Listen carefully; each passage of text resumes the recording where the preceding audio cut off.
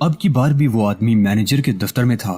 Lunch سے فارغ ہونے کے بعد اس کار کا دوبارہ تعاقب شروع ہو گیا۔ اب کی بار آگے جانے والی کار ایک گلی میں مڑ گئی۔ سٹلر نے ٹیکسی کو وہیں پر رکوا دیا۔ ٹیکسی کو فارغ کرنے کے بعد ہم آہستہ آہستہ گلی میں داخل ہوئے۔ تقریباً 200 گز دور وہی کار کھڑی تھی۔ میں موقع کا منتظر تھا۔ سٹلر نے ایک بار پھر سرگوشی کی اور ہم کار کی طرف بڑھنے لگے۔ تم قتل کر دو گے نا؟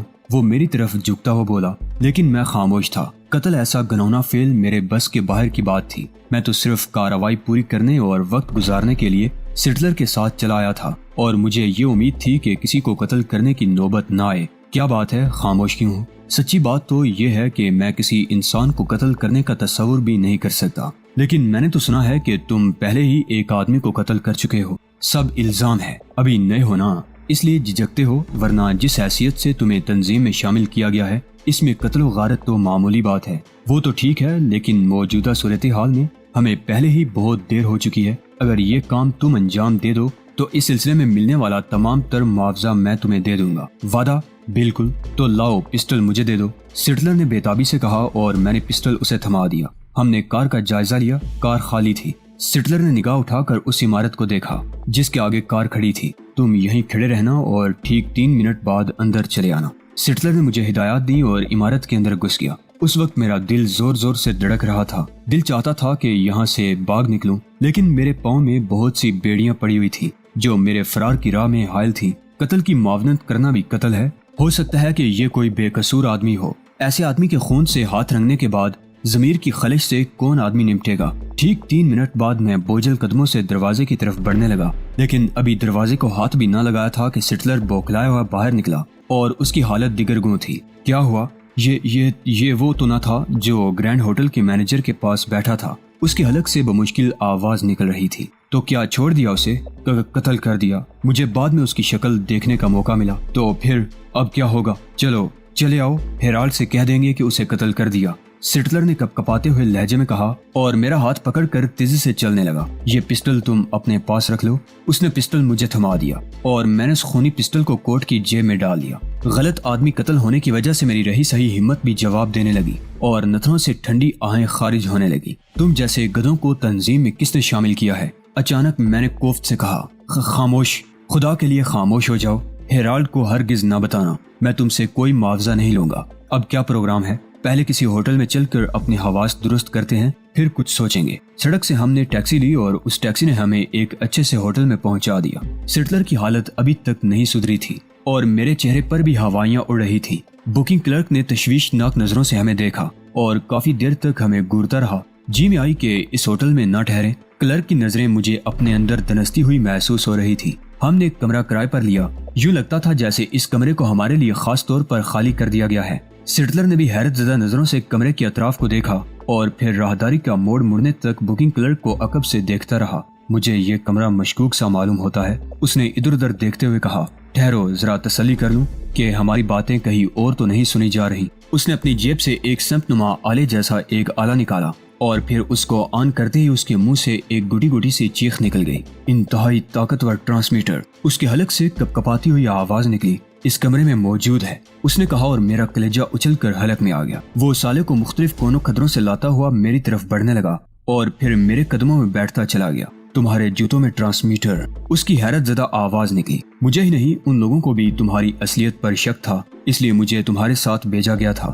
ہیرالڈ کو تو اب بھی یقین ہے کہ تم کو خفیہ پولیس نے ہمارے عقب میں لگایا ہے۔ جلد بتاؤ، اس ٹرانسمیٹر کی آواز کہاں سنی جا رہی ہے؟ سٹلر کا سوال سن کر میرے دماغ پر غبار سا چھانے لگا۔ میری اصلیت بے نقاب ہو چکی تھی، گویا میں ناکام ہو گیا تھا۔ میری منزل کی راہیں مسدود ہو چکی تھی۔ ویلمر کے تمام تر عزائم خاک میں مل گئے تھے۔ اگر سٹلر اس حد تک پہنچ سکتا ہے تو پھر ہیرالڈ مجھ سے کیا سلوک کرے گا؟ کیا کھیل ختم ہو گیا؟ نہیں، ابھی کھیل میرے ہاتھ میں ہے۔ اگر میں چاہتا تو اس بگڑے ہوئے کھیل کو سنوار سکتا تھا۔ ایک عزم مصمم میرے دل میں جاگزیں ہونے لگا اور اس عزم کی نوعیت میرے دماغ پر غبار بن کر چھانے لگی۔ میرا ہاتھ آہستہ آہستہ کوٹ کی جیب میں رینگنے لگا اور پھر دوسرے لمحے میں نے پسٹل نکال کر لبلبی دبا دی، لیکن پسٹل خالی تھا۔ سٹلر نے ایک جست لگائی اور میرے اوپر آن گرا۔ میں اس غیر متوقع صورتحال کے لیے تیار نہ تھا۔ میں فرش پر ڈھیر ہوتا چلا گیا۔ اب ہم زخمی مرغوں کی طرح ایک دوسرے پر جبٹنے لگے، لیکن دست بدست لڑائی میں سٹلر مجھ پر حاوی نہیں ہو سکتا تھا۔ جلد ہی میرے دونوں ہاتھ اس کے حلق پر تھے۔ اس کے حلق پر میری انگلیوں کی گرفت مضبوط ہوتی گئی۔ اور میرے دماغ پر چھانے والا غبار مزید گہرا ہوتا رہا۔ اس کی آنکھیں اور زبان باہر آ رہی تھی اور وہ کسی ذبح ہوتے ہوئے بکرے کی طرح ڈکرا رہا تھا۔ جلد ہی اس کا حلق کسی بھی قسم کی آواز نکالنے سے قاصر ہو گیا۔ اس نے ایک جھٹکا کھایا اور میرے بازوں میں جھولنے لگا۔ میں نے گھبرا کر اسے چھوڑ دیا، لیکن اس کا کام تمام ہو چکا تھا۔ وہ ایک دھماکے سے فرش پر گرا اور اس کے ساتھ ہی ہماری لڑائی بڑائی شور و غل ناپید ہو گیا۔ لیکن یہی وہ لمحہ تھا جب دروازہ دڑم سے کھلا۔ میں نے ہڑبڑا کر دیکھا، راہداری میں بہت سے لوگ کھڑے تھے اور بکنگ کلرک پھٹی پھٹی آنکھوں سے سٹلر کی لاش کو دیکھ رہا تھا۔ ٹرانسمیٹر کا راز چھپانے کے لیے میں نے اس کو قتل کر دیا تھا۔ اس کی لاش کمرے کے وسط میں پڑی تھی اور کمرے کے کھلے دروازے میں ہوٹل کے بکنگ کلرکس میں چند لوگ اور بھی کھڑے تھے جو میری اس واردات کے عینی شاہد تھے۔ مجھے احساس ہو چکا تھا کہ میں نے کس قدر سنگین نوعیت کے جرم کا ارتکاب کیا ہے۔ دروازے میں کھڑے ہوئے لوگ حیران و ششدر تھے۔ شاید وہ سوچ رہے تھے کہ میں نے اپنے ساتھی کو جان سے کیوں مار ڈالا ہے۔ وہ پھٹی پھٹی آنکھوں سے میری طرف دیکھ رہے تھے۔ ٹرانسمیٹر کا راز چھپانے کے لیے میں نے سٹلر کو قتل تو کر دیا تھا، لیکن یہ نہیں سوچا تھا کہ قتل کے بعد میں ہیرالڈ کو کیا جواب دوں گا۔ اگر ہیرالڈ کو میری اس حرکت کا پتہ چلے گا تو میری تنظیم میں مزید شامل رہنے کے امکانات یقیناً صفر ہوں گے۔ گویا ویلمر کے عزائم بالکل ہی خاک میں مل گئے تھے۔ میں نے اس حقیقت کو بالکل ہی نظر انداز کر دیا تھا۔ اگر ایک طرف میں اپنی اصلیت چھپا سکتا تھا تو دوسری طرف اسے اپنے ہی ہاتھوں سے بے نقاب بھی کر رہا تھا۔ سٹلر کے زندہ رہنے سے یہ امکان تھا کہ میں اس لالچی شخص کی خاموشی کو خرید لیتا، لیکن میرے ہاتھوں اس کی موت کے بعد اب مجھے پولیس سے بچنے اور تنظیم میں رہنے کے لیے ویلمر کے تعاون کی ضرورت ہوگی۔ یقیناً میں نے سٹلر کو قتل کر کے خود اپنا ہی راستہ کاٹ دیا تھا۔ یہ ایک فاش غلطی تھی اور ایک سنگین جرم بھی۔ میں ہیرالڈ کو مطمئن بھی کر لیتا تو بھی مجھے اپنے ضمیر کے سامنے جواب دہ ہونا تھا۔ یہ قتل کی واردات ہے اور ہم نہیں چاہتے کہ ہمارے ہوٹل کی بدنامی ہو۔ دروازے میں کھڑے ہوئے لوگوں میں سے کسی کی آواز ابھری۔ میں نے چونک کر سر اٹھایا۔ بولنے والے نے ہوٹل کے گارڈ کی وردی پہن رکھی تھی۔ اس کے پہلو میں کھڑا ہوا دوسرا شخص بھی یقیناً ہوٹل کے عملے میں سے ہی تھا۔ جب ہم اس ہوٹل میں داخل ہوئے تھے تو بکنگ کلرک نے ہمیں اسی وقت تشویشناک نظروں سے دیکھا تھا۔ وہ کافی دیر تک ہمیں گورتا رہا تھا۔ شاید ہمارے مشکوک انداز کو دیکھ کر وہ ہمیں ہوٹل میں کمرہ دینے سے ہچکچا رہا تھا، مگر کسی نامعلوم وجہ سے کمرہ دینے پر مجبور تھا۔ مجھے کمرے میں داخل ہوتے ہی یہ احساس ہو گیا تھا کہ وہ کمرہ میرے لیے تھوڑی دیر پہلے ہی خالی کروایا گیا ہے۔ سٹلر نے بھی اس کمرے کو حیرت زدہ نظروں سے دیکھا اور وہ کمرے کے دروازے میں کھڑا ہو کر بکنگ کلرک کو واپس جاتے ہوئے دیکھتا رہا تھا جب تک کہ وہ راہداری کا موڑ نہیں مڑ گیا تھا۔ کاش ہم اس ہوٹل میں نہ آئے ہوتے۔ نہ سٹلر کو یہ کمرہ مشکوک معلوم ہوتا اور نہ ہی مجھے ٹرانسمیٹر کا راز چھپانے کے لیے اسے موت سے ہمکنار کرنا پڑتا۔ سٹلر پہلا شخص تھا جو میرے ہاتھوں قتل ہوا تھا۔ اس سے پہلے لندن کے ایک ہوٹل میں ہونے والے ایک قتل میں میرا نام اس لیے آ گیا تھا کہ میں قاتل کا ساتھی تھا۔ میں اس وقت جیریکو کے لیے جوا کھیلنے میں مصروف تھا کہ میرے مخالف سے میرا جھگڑا ہو گیا، جس پر جیریکو نے اسے قتل کر دیا اور ہم موقع واردات سے فرار ہو گئے۔ لندن میں الطاف عالم کے قتل میں بھی ملوث ہوا تھا، مگر یہ قتل مجھ سے غیر ارادی طور پر سرزد ہو گیا تھا اور یہی وہ لمحہ تھا جب میں بربادی کے اس سفر پر چل نکلا تھا۔ میرے سفر کی منزل انسانوں کا قتل و غارت تھی۔ حالات نے مجھے مجرموں کی ایک بین الاقوامی تنظیم کا غنڈہ بنا دیا تھا۔ اس غنڈے نے دوسرے غنڈے کو قتل کر دیا تھا۔ الطاف عالم کے قتل اور اس کے بعد کے خونی واقعات میری سوچوں میں رقص کی نہ تھے اور میں جرمنی کے اس 5 اسٹار ہوٹل میں ہوٹل کے عملے کے 4 افراد کے نرغے میں کھڑا تھا۔ جب میں نے اپنی سوچوں سے سر اٹھا کر دیکھا تو بکنگ کلرک جا چکا تھا اور باقی تینوں افراد نے کمرے کے اندر داخل ہو کر دروازے کے پٹ بند کر دیے تھے۔ ہوٹل کا ایک گارڈ بند دروازے میں اور دوسرا اس سے چند قدم کے فاصلے پر کھڑا تھا۔ ان دونوں نے اپنے اپنے ریوالوروں کا رخ میری طرف کر رکھا تھا اور ان دونوں کے درمیان وہی شخص کھڑا تھا جس کے بارے میں نے پہلے اندازہ لگا لیا تھا کہ وہ ہوٹل کے عملے کا ہی کوئی فرد ہے۔ میرا نام جیفر ہے اور میں اس ہوٹل کا سراغ رساں ہوں۔ اس ہوٹل کا امن و امان میری ذمہ داری ہے اور تم اس امن و امان میں گڑبڑ کے مرتکب ہوئے ہو۔ معاملہ خواہ کتنا ہی سنگین کیوں نہ ہو، ہم پولیس کے حوالے کرنے سے پہلے اپنے طور پر تحقیقات ضرور کرتے ہیں اور اس کام کے لیے مجھے تمہارے تعاون کی ضرورت ہے۔ سراغ رساں جعفر نے ٹوٹی پھوٹی انگریزی میں بات کرتے ہوئے کہا، میرے لیے کیا حکم ہے؟ میں نے اپنے حواس بحال کرتے ہوئے کہا، تمہیں شریف آدمیوں کی طرح میرے آفس تک جانے سے پہلے اپنا اسلحہ گارڈز کے سپرد کرنا ہوگا۔ اس نے مجھے تعاون پر آمادہ دیکھ کر کہا۔ میں نے کچھ بھی جواب دینے کے بجائے اپنے دونوں ہاتھ اوپر اٹھا دیے۔ وہ آگے بڑھا اور اس نے میری جیبوں کی تلاشی لے کر میری جیبوں میں سے کوئی اسلحہ برآمد نہ ہونے پر حیران ہوتے ہوئے سٹلر کی لاش کے قریب پڑے ہوئے ریوالور کی طرف دیکھنا شروع کر دیا۔ یہ اسی کا تھا۔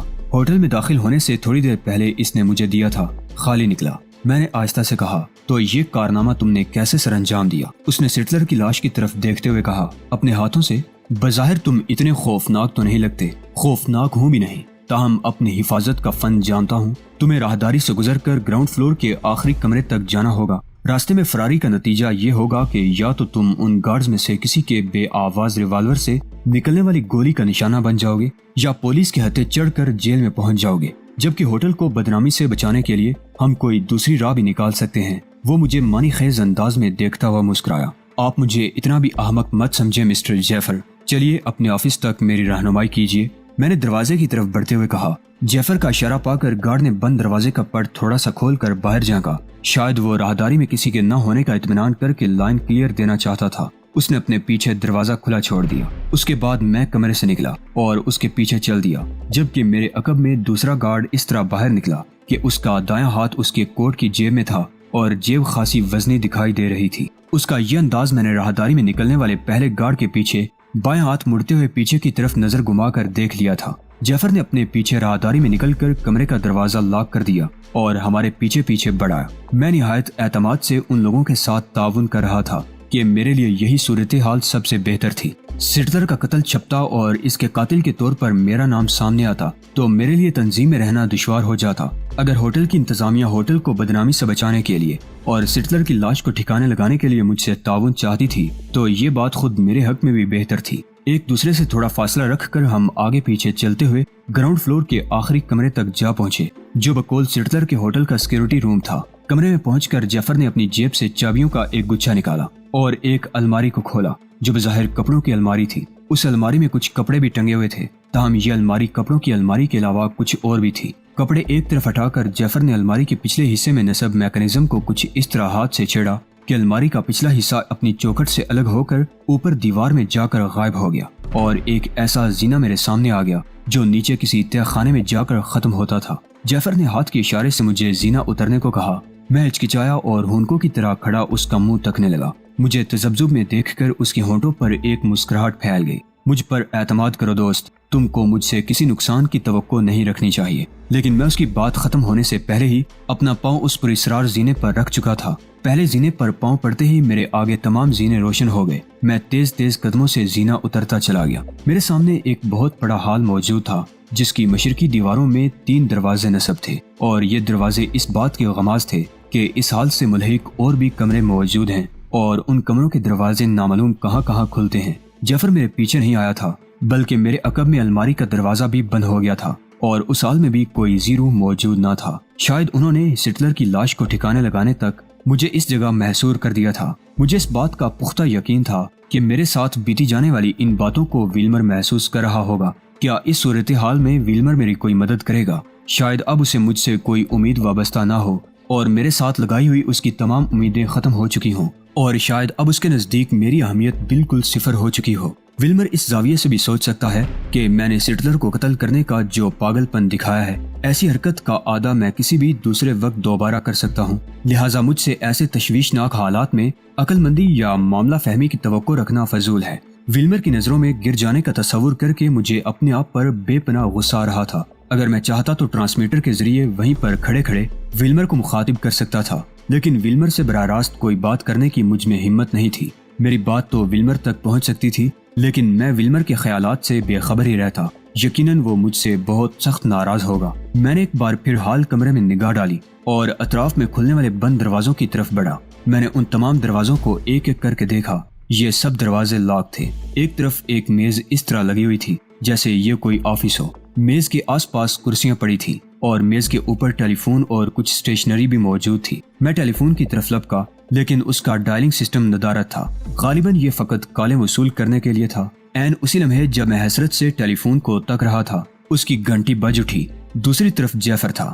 فریج میں تمام کھانے پینے کا سامان موجود ہے، مطمئن رہو تمہیں زیادہ دیر اس جگہ نہیں رکھا جائے گا۔ جیفر کی بات سن کر میں فریج کی طرف بڑھا۔ فریج میں پھل بھی پڑے ہوئے تھے اور کھانا بھی۔ بھوک مجھے پہلے ہی لگ رہی تھی۔ کھانا دیکھ کر بھوک مزید چمک گئی اور میں نے کھانا فریج سے نکال کر ٹیبل پر رکھ دیا اور بیگ منگوں کی طرح اس پر ٹوٹ پڑا۔ کھانا کھانے کے بعد میں نے ایک کپ کو چائے سے لبریز کیا اور اس کی چسکیاں لینے لگا۔ تھکاوٹ کے بعد پیٹ بھر کر کھانا کھانے کا اثر تھا یا نہ جانے کیا بات تھی، میرے وجود پر غنودگی سی چھانے لگی اور اعصاب سونے لگے۔ مجھے یوں محسوس ہوا جیسے یکدم سخت نیند نے مجھ پر حملہ کر دیا ہے۔ میں نیند کے ہاتھوں میں اس حد تک لاچار ہوا کہ بے بسی سے حال میں کوئی بیڈ تلاش کرنے لگا، لیکن اس حال میں ٹیبل اور کرسیوں کے علاوہ اور کوئی چیز نہ تھی۔ میں نے کرسی پر بیٹھ کر اپنے بازوں کو ٹیبل پر پھیلایا اور بازوں کے اوپر سر رکھ کر سو گیا، اور ایک گہری اور بے خبر نیند